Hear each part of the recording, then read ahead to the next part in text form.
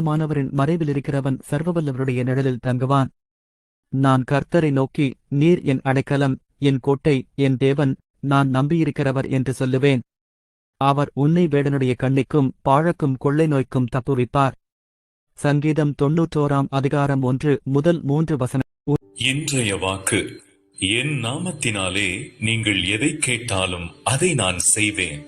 யோவான் நற்செய்தி அலகு 14 அருள் தரும் வார்த்தை 14. இன்றைய வாக்கு: நீங்கள் உங்கள் உள்ளத்திலே கை வைத்து என்னை நோக்கி, தேவனே, நீங்கள் என்னுடனே இருக்கிறீர்கள். எனக்கு எதிராக எழும்பக்கூடிய சத்துருக்களால் என்னை எதுவும் செய்ய முடியாது. நீங்கள் எனக்கு கேடகமாக இருந்து என்னை பாதுகாத்து வழிநடத்துகிறீர். உம்மை நான் விசுவாசிக்கிறேன்.